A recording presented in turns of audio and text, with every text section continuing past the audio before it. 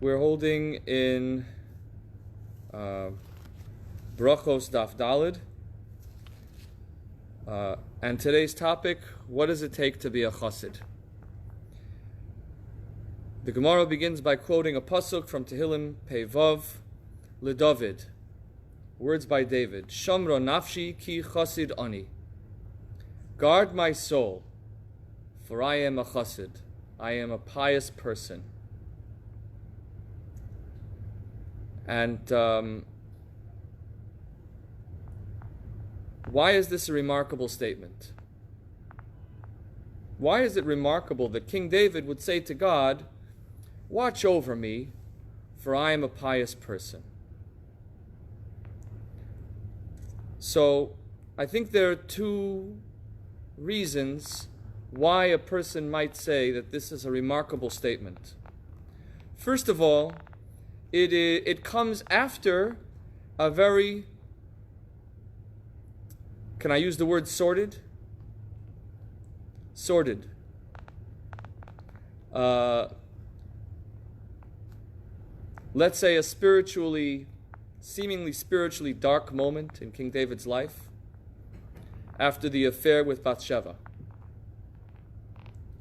And so, not only is this the same man who engages in this highly questionable behavior, not long afterwards, he says, God, guard my soul, for I am pious. I think that's the obvious reason that this is remarkable. The other reason I think that this is remarkable is that King David refers to himself as a Chassid. Meaning, it's why does he single himself out from all the people in the world as uniquely a Chassid? Maybe he should pray, as he does throughout Tehillim, guard over all of your Chassidim, Almighty. Guard all of those who are pious. And the Talmud continues. Rab Levi and Rav Yitzchak. Rab Levi and Rav Yitzchak both analyze this pasuk, this verse. Chad Omar, one of them says, Kach Omar David lefnei HaKadosh Baruch Hu. This is what King David was really saying before God. Ribono Shel Olam, Master of the universe, Lo Chassid ani, am I not a pious person? Shekol Malkei Mizrach Umarav Yishenim Ad Shalosh Shos. All kings from east to west sleep until the third hour of the day. Va'ani chatzos laila akum lahodos lecha. And I rise at midnight to praise you. The idach, and the other is saying, the other, Rab Levi or Rab Yitzchak, it's not clear who, Kach Omar David Lefnei HaKadosh Baruch Hu. This is what King David was saying before God. Ribono Shel Olam Lo Chassid ani, am I not pious? Shekol Malchei Mizrach Umarav Yoshvim Agudos Bechvodam. All kings from east to west sit in gatherings for their honor. Va'ani Yadayim Meluchlachos Bedam Uvashvir Uvashilya Kedei Letaher Isha Lebala. All of those other kings sit in gatherings for their honor, and I sit, my hands soiled with blood, with fetuses, and with placenta, to answer halachic questions pertaining to when a man and wife, when a husband and wife are permitted to resume relations. After these are all circumstances which require a scientific analysis in order to resolve halachic questions that would determine when it's permitted for a husband and wife to resume relations in a state of ritual purity. So, and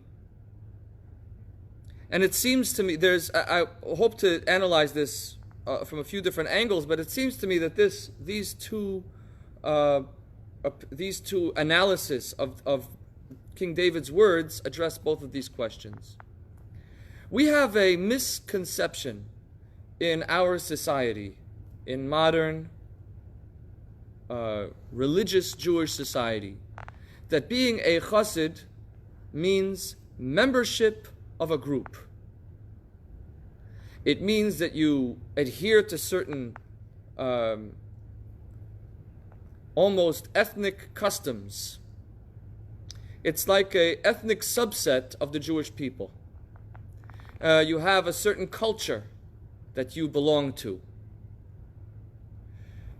And that would, in that sense of the community of Chassidim, where people who have created a communal identity around a certain cultural practice, it would be appropriate to say, Lord, guard over all Chassidim.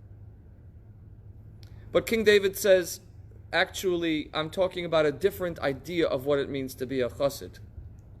And this is unique to every person.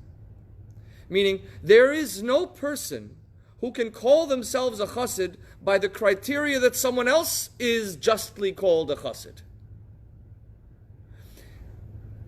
Meaning, for one person, their piety may be expressed from the point of view, from the context of what they are, what is the norm in their environment. So for a person who was raised in a community where people only go to shul on Shabbos, if they go to shul during the week, that's a chassid.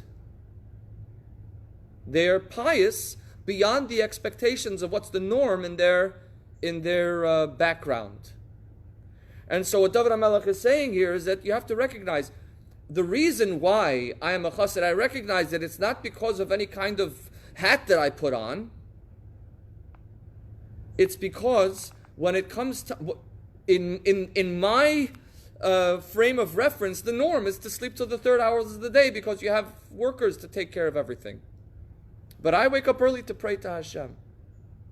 And so in that sense, King David is telling each and every one of us a message that we can't judge ourselves by people higher than us, and we can't judge ourselves by people lower than us. We don't say, I'm frum because I daven 3 times a day. I'm a chassid because I'm a pious person because I daven 3 times a day. If everyone in your community does that, that's normal. That's not pious. That's your habit. It's great. I'm not saying there's anything wrong with it, but it can't be called pious. Pious is when we go a step beyond what's expected of us. And similarly, we can't say, I'm not pious because I didn't finish Shas. Because I didn't finish the whole Talmud. Right? If in your environment, you're where you're up to right now, that's not expected of you if you're not up to that level. If it is expected of you, then, again, it's not pious. We have to judge ourselves by what's the norm in our state. And the other one I think is even more powerful. And that is that David HaMelech says, it's true that there was a questionable, problematic event in my life pertaining to the relationship of a husband and wife. And therefore, I busy myself particularly with that issue, with trying to bring spouses together as soon as possible, in the best possible way, according to halacha. And this says that, again, one is looking at the sense of accomplishment. What is my accomplishment? My accomplishments as a pious person can only be measured against what was expected of me and what I expected of myself. And if I go beyond that, great. Then I can call myself pious. And on the other hand, it also means that the failures, that in order to be a chassid, nobody has the failures that I have. And the only thing by which I can call myself pious is if I have faced myself in the mirror and I have asked, what is my problem? What have I failed at, and how can I rectify that? And in this sense, there is no such thing as Chassidim. There is no such thing as a group, a community of pious people. There are no 2 Chassidim that can be alike. So each and every one of us has to find both the accomplishment that's unique and special to us and the failure that's unique and special to us.